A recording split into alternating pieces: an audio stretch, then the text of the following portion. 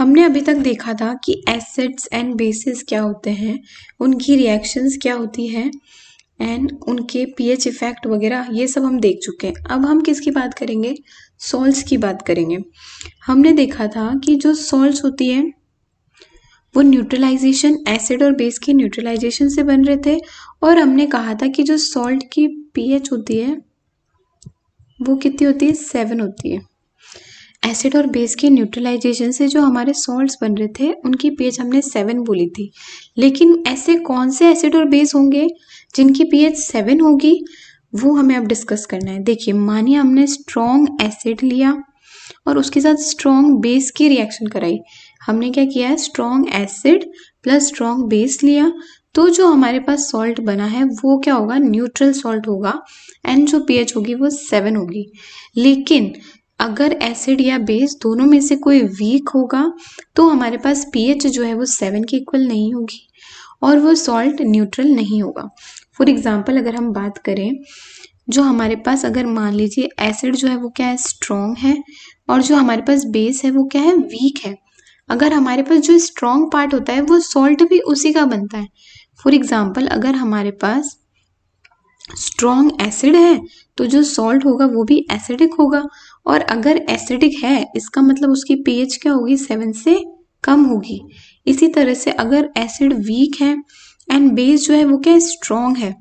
अगर base strong है तो जो सॉल्ट है वो क्या होगा? बेसिक होगा, और जो पीएच है उसकी ग्रेटर देन 7 होगी। हमने हमेशा से देखा है जो बेस होते हैं उनकी पीएच क्या होती है? ग्रेटर देन 7 होती है। तो इस केस में भी जो पीएच होगी हमारे पास वो कितनी होगी? 7 से ज़्यादा होगी। आपको आई होप समझ आया होगा कि जो सॉल्ट्स होते हैं वो न्यूट्रल भी हो सकते हैं, एसिडिक भी हो सकते हैं एंड बेसिक भी हो सकते हैं। Neutral, acidic and basic. Acidic कब होंगे? जब उसमें स्ट्रॉन्ग एसिड प्रेजेंट हो और साथ में वीक बेस, और अगर बेसिक है मतलब उसमें स्ट्रॉन्ग बेस प्रेजेंट है और वीक एसिड प्रेजेंट है। और न्यूट्रल अगर दोनों क्या हो? स्ट्रॉन्ग हो। अगर strong acid plus strong base है तो वो कंप्लीट न्यूट्रलाइजेशन करेगा, और जो हमारे पास बन के आएगा वो क्या होगा? न्यूट्रल सॉल्ट होगा जिसकी पीएच 7 होगी। ओके, इतना आपको समझ आया होगा। अब बात करते हैं हमारे सॉल्ट्स होते कौन कौन से हैं। The combination of hydrochloric acid and sodium hydroxide solution gives rise to sodium chloride which is known as common salt. हमने बोला कि जो HCl है प्लस NaOH है वो क्या बना रहा है? NaCl plus H2। Okay, HCl क्या होता है? स्ट्रॉन्ग एसिड होता है। शुरू से हम आपको यही सिखा रहे हैं कि जो HCl है वो क्या है? स्ट्रॉन्ग एसिड है, और जो NaOH है वो क्या है? स्ट्रॉन्ग बेस होता है। तो आप ही बताइए जो सॉल्ट बना होगा वो क्या होगा? न्यूट्रल होगा। वो सॉल्ट क्या होगा? न्यूट्रल होगा, और उसकी पीएच कितनी होगी? 7 होगी। तो NaCl is a neutral salt जिसकी पीएच होती है 7। उससे हम क्या बोलते हैं? Common salt. जो हमारे घर में नमक यूज होता है उससे कॉमन सॉल्ट या टेबल सॉल्ट जो हम बोलते हैं वो क्या होता है? सोडियम क्लोराइड होता है। अब सोडियम क्लोराइड बनता कैसे है? Sodium chloride is separated from salts deposited in sea water. Deposited of solid salts are also found in the form of large crystals in various parts of the world. Okay, तो जो हमारे पास NaCl है वो कहाँ से? हमारे पास जो सी water होता है, जो हमारे पास सी वाटर होता है, आपने देखा हो तो वो खारा होता है टेस्ट में। सी वाटर में जो होते हैं सॉल्ट्स के क्या मिलते हैं? हमें डिपॉजिट्स मिलते हैं। डिफरेंट डिफरेंट टाइप्स के सॉल्ट्स होते हैं, उसमें से हम सेपरेट करते हैं किसको? NaCl को। NaCl is separated from the deposits। कहाँ पे? सी वाटर में जो डिपॉजिट्स होते हैं उनसे ये सेपरेट होता है। और एक और जगह जहाँ मिलते हैं वो क्या है? Deposits of salt are found in the form of large crystals in various forms of the world. These crystals are often brown due to the impurities and are known as rock salt। अगर आपसे पूछे कि rock salt क्या होता है, What is rock salt? तो जो NaCl होता है वो रॉक के फॉर्म में क्या होता है? डिपॉजिट हो जाता है। NaCl जो है डिफरेंट डिफरेंट माउंटेन्स की बात कर लीजिए, या डिफरेंट पार्ट्स ऑफ जो वर्ल्ड है वहाँ पे क्या होता है, डिपॉजिट रहता है। अब NaCl में कुछ ना कुछ क्या हो जाती है, इम्प्योरिटीज आ जाती है, वो एब्जॉर्ब कर लेता है। वो एब्जॉर्ब करने के बाद उसमें जो इम्प्योरिटीज आ जाती है ना, उसकी वजह से जो हमारा सॉल्ट है वो कौन से कलर का दिखता है हमें, ब्राउन।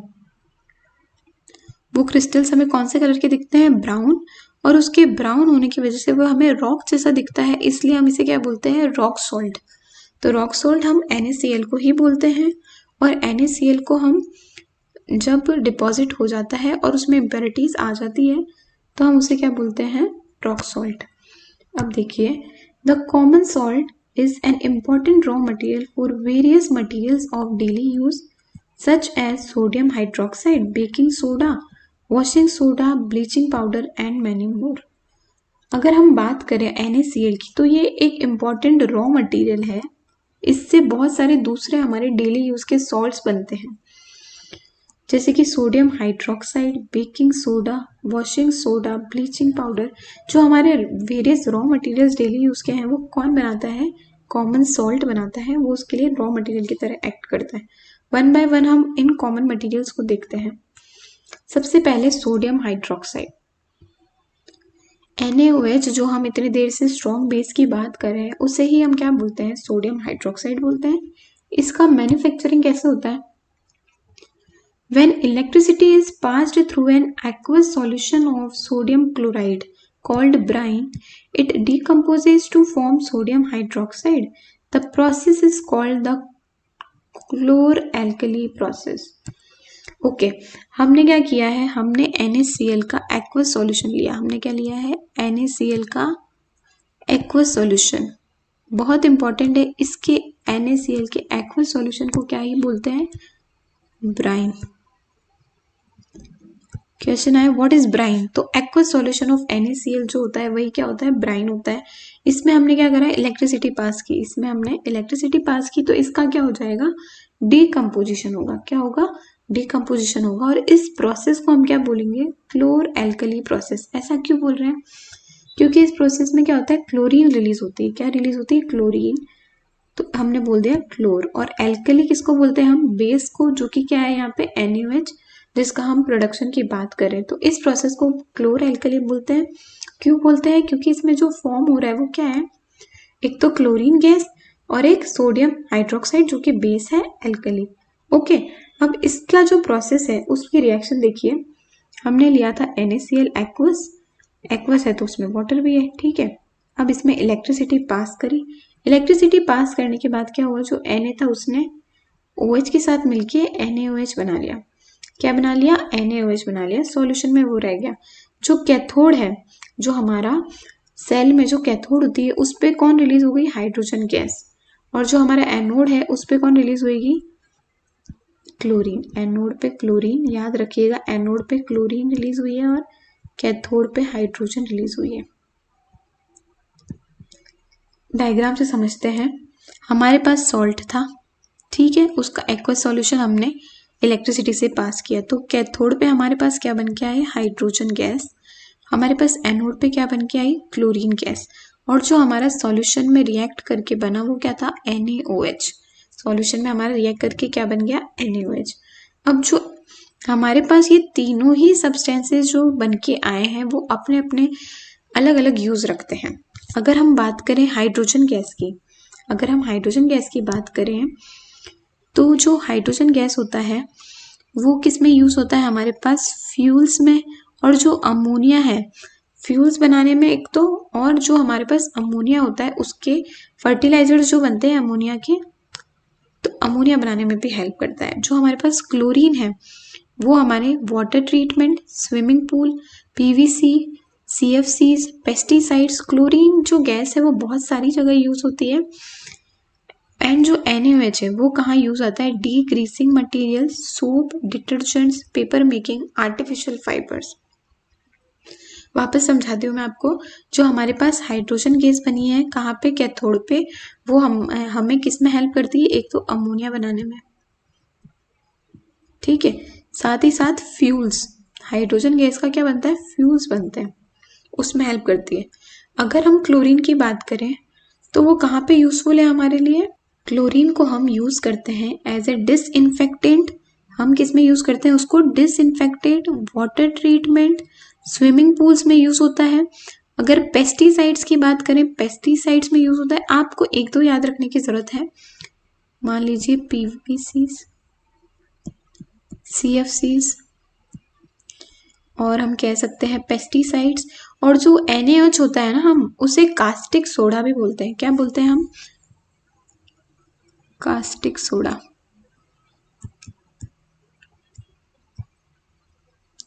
जो कास्टिक सोडा होता है वो किस में यूज होता है? सोप डिटर्जेंट्स में यूज होता है। कहाँ पे यूज होता है? सोप एंड डिटर्जेंट्स में। साथ ही साथ पेपर मेकिंग और आर्टिफिशियल फाइबर्स में भी यूज होता है। अगर हम NaOH पढ़ रहे हैं तो इसके जो यूजेस है वो तो आपको पता होने ही चाहिए। तो कहाँ कहाँ यूज हो रहा है NaOH? Soap, detergents, paper making, degreasing, artificial fibres. Okay, हमने इन तीनों के इंडिविजुअल यूज देखे।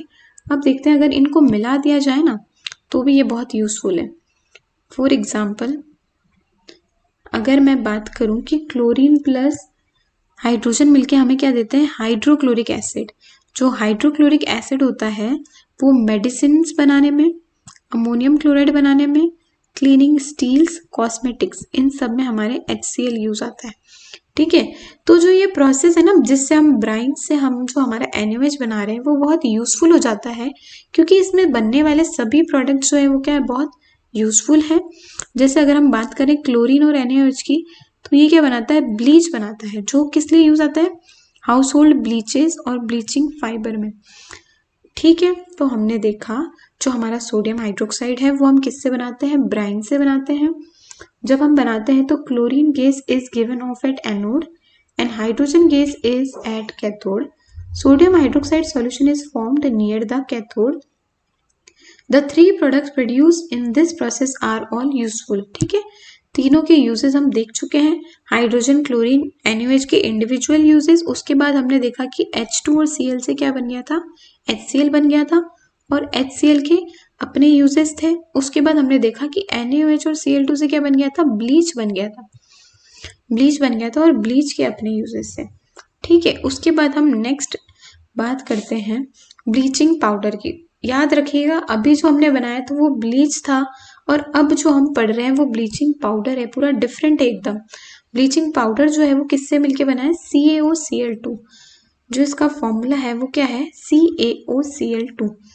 अगर हम इसको मैन्युफैक्चरिंग की बात करें तो bleaching powder is produced by the action of chlorine on dry slaked lime.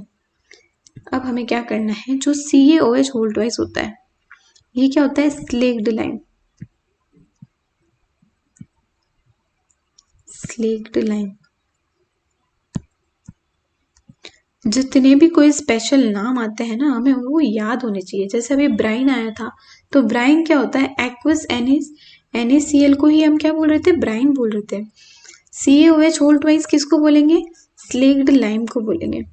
जब स्लेक्ड लाइम पे क्या है? क्लोरीन गैस को क्या किया? पास किया।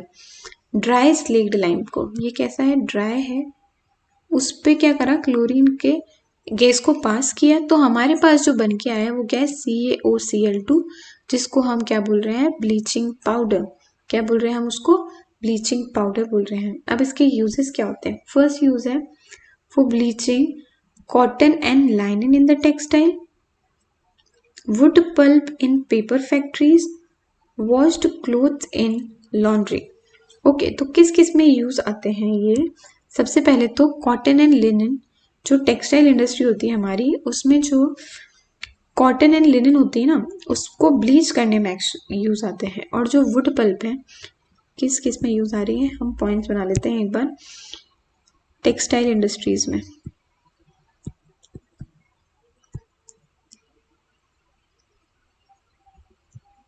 ठीक है, उसके बाद यूज आ रहा है ये पेपर फैक्ट्रीज में।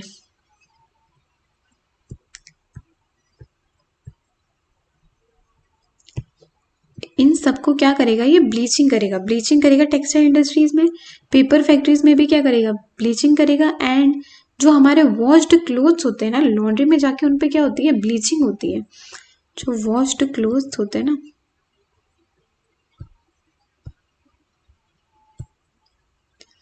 जिससे वो एकदम हार्ड से हो जाते हैं ना, तो हम यूज करते हैं वॉश्ड क्लोथ्स पे ब्लीचिंग। तो इन तीनों इंडस्ट्रीज में क्या होता है, ब्लीचिंग पाउडर यूज होता है किसके लिए, ब्लीचिंग के लिए। जो इसका मेन नाम है ना, उसका वर्क जो है ब्लीचिंग, वो कहाँ कहाँ पे यूज हो रहा है, टेक्सटाइल इंडस्ट्रीज में, पेपर फैक्ट्रीज में, किस लिए, वुड पल्प जो होता है ना पेपर में, उसको ब्लीच करने के लिए, वॉश्ड क्लोथ्स को ब्लीच करने के लिए, इन सब में ये यूज हो रहा है। उसके बाद नेक्स्ट पॉइंट है as an oxidising agent in many chemical industries. तो ऑक्सीडाइजिंग एजेंट की अगर हम बात करें तो आप देख सकते हैं कि इसका फॉर्मूला क्या है, CaOCl2। तो ये जो ऑक्सीजन है ना, ये क्या होती है, नेसेंट ऑक्सीजन।